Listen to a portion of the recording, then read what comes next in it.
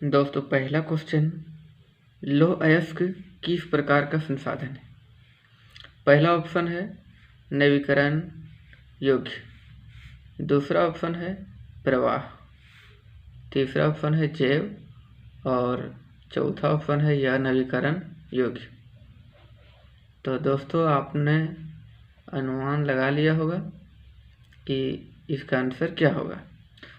तो दोस्तों इसका आंसर होगा यह नवीकरण योग्य संसाधन। दूसरा क्वेश्चन है,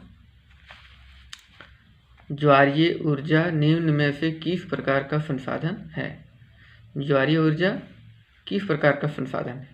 पहला ऑप्शन है पुनः पूर्ति योग्य, दूसरा ऑप्शन है अजैव, तीसरा ऑप्शन है मानवकृत और चौथा ऑप्शन डी ऑप्शन है या चक्रीय।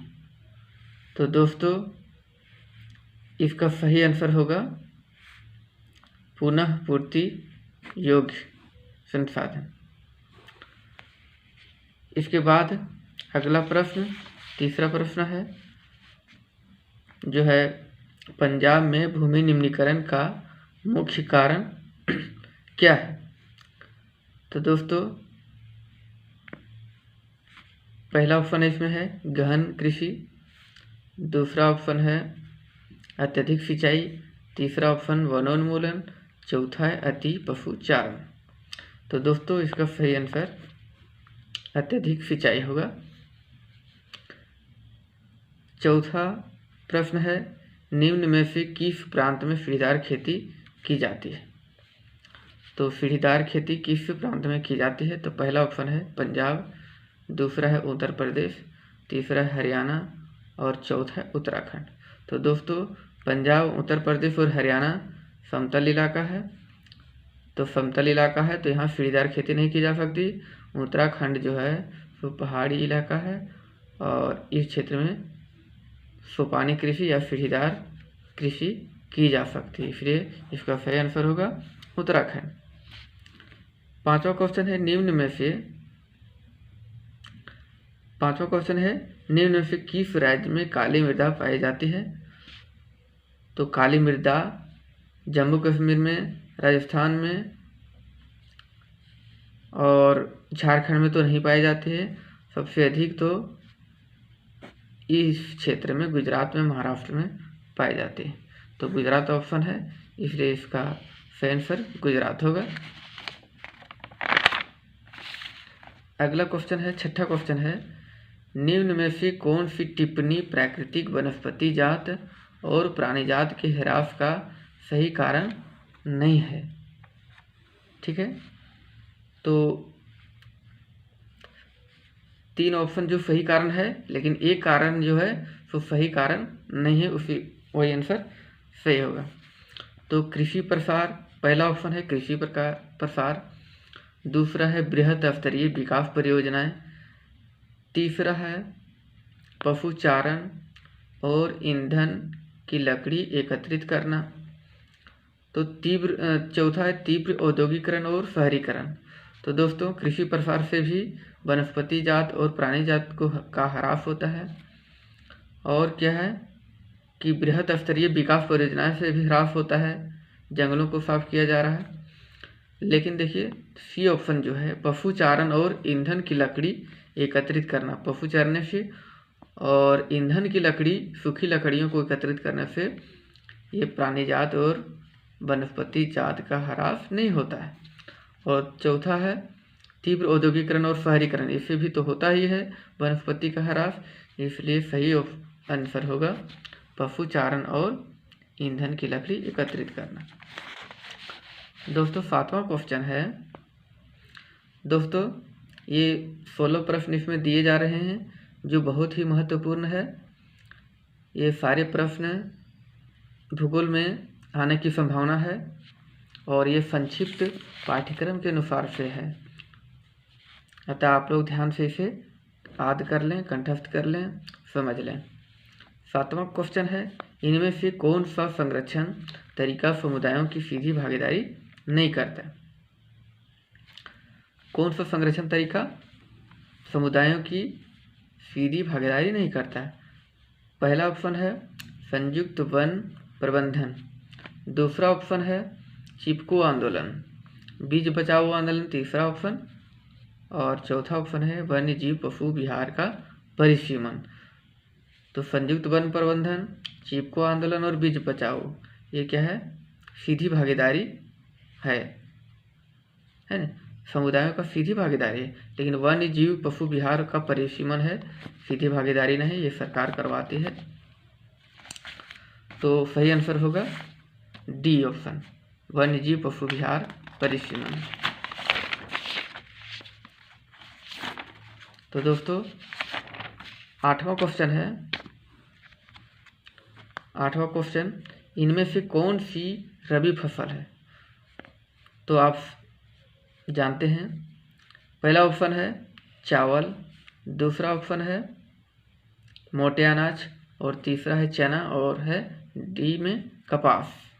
तो इसका सही आंसर होगा जो रबी फसल है, तो सभी खरीफ फसल है, बाकी चना जो है एक रबी फसल है जो जाड़े के दिनों में इसको उपजाया जाता है। अगला 9वां प्रश्न है, सरकार निम्न में से कौन सी घोषणा फसलों को सहायता देने के लिए करती है? तो अधिकतम सहायता मूल्य, दूसरा है न्यूनतम सहायता मूल्य, और तीसरा है मध्यम सहायता मूल्य, चौथा है प्रभावी सहायता मूल्य। तो इसका सही आंसर होगा न्यूनतम सहायता मूल्य। 10वां प्रश्न है, इनमें से कौन सा खनिज अपक्षयित पदार्थ के अवशिष्ट भार को त्यागता हुआ चट्टानों के अपघटन से बनता है? चट्टानों के अपघटन से बनता है। तो चट्टानों के अपघटन से और अवशिष्ट भार को त्यागता हुआ है ना, तो कौन बनता है? देखते हैं ऑप्शन। पहला ऑप्शन है कोयला, दूसरा ऑप्शन है बॉक्साइट, तीसरा सोना, और चौथा जस्ता। तो दोस्तों सही आंसर होगा बॉक्साइट। 11वां क्वेश्चन है, निम्न में से स्थित कोडरमा किस खनिज के लिए अग्रणी उत्पादक है? तो सभी जानते हैं ये अब्रख के लिए फेमस है, अब्रख नगरी भी इसको कहा जाता है। तो दोस्तों अगला प्रश्न है 12वां प्रश्न। 12वां प्रश्न है, निम्न में से कौन सी एजेंसी सार्वजनिक क्षेत्र में स्टील को बाजार में उपलब्ध कराती है? तो पहला ऑप्शन है हेल, दूसरा है सेल, और तीसरा है टाटा स्टील, और चौथा है NMNCC। तो ये नहीं होगा, ये नहीं होगा, सेल होगा, steel authority of India limited. ये जो है सो सार्वजनिक क्षेत्र में स्टील को बाजार में बेचती है। 13वां क्वेश्चन है, निम्न में से कौन सा उद्योग दूरभाष, कंप्यूटर आदि संयंत्र निर्मित करते हैं? पहला स्टील है, दूसरा एल्युमिनियम है, और तीसरा है इलेक्ट्रॉनिक, और चौथा है सूचना प्रौद्योगिकी।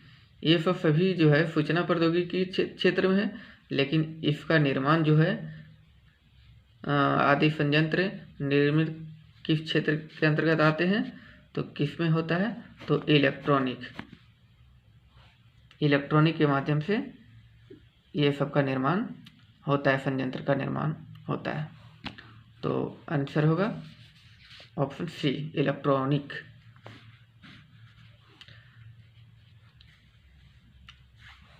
14वां क्वेश्चन है, निम्न में से कौन सा पतन पूर्वी तट पर स्थित है जो अंतःस्थलीय तथा अधिकतम गहराई का पतन है तथा पूर्ण सुरक्षित है? तो सभी तो पूर्वी तट पर ही है, लेकिन विशाखापट्टनम जो है वो पूर्वी तट पर है और अधिक सुरक्षित भी है और गहराई का पतन है। ठीक है, तो इसमें ऑप्शन होगा विशाखापट्टनम, आंध्र प्रदेश। 15वां क्वेश्चन है, निम्न में से कौन सा परिवहन साधन भारत में प्रमुख साधन है? निम्न में से कौन सा परिवहन साधन भारत में 13वां क्वेश्चन है, निम्न में से कौन सा उद्योग दूरभाष, कंप्यूटर आदि संयंत्र निर्मित करते हैं? पहला ऑप्शन है स्टील, दूसरा ऑप्शन है एल्युमिनियम, तीसरा ऑप्शन है इलेक्ट्रॉनिक और चौथा ऑप्शन है सूचना प्रौद्योगिकी। तो ये आंसर होगा सी ऑप्शन, इलेक्ट्रॉनिक उद्योग में ये सबका उत्पादन होता है। 14वां क्वेश्चन है, इनमें से कौन सा पतन पूर्वी तट पर स्थित है जो अंतःस्थलीय तथा अधिकतम गहराई का पतन है तथा पूर्ण सुरक्षित भी है? इसका पहला ऑप्शन है चेन्नई, दूसरा ऑप्शन है तूतीकोरिन, तीसरा ऑप्शन है पारादीप और चौथा ऑप्शन विशाखापट्टनम। तो दोस्तों इसका सही आंसर होगा डी, विशाखापट्टनम। 15वां क्वेश्चन है, 15वां क्वेश्चन, निम्न में से कौन सा परिवहन साधन भारत में प्रमुख साधन है? ए में पाइपलाइन, बी में सड़क परिवहन, सी में रेल परिवहन और डी में वायु परिवहन।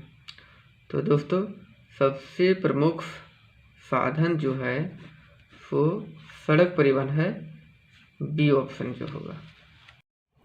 दोस्तों सबसे अंतिम और 16वां प्रश्न, निम्न में से कौन सा शब्द दो या अधिक देशों के व्यापार को दर्शाता है?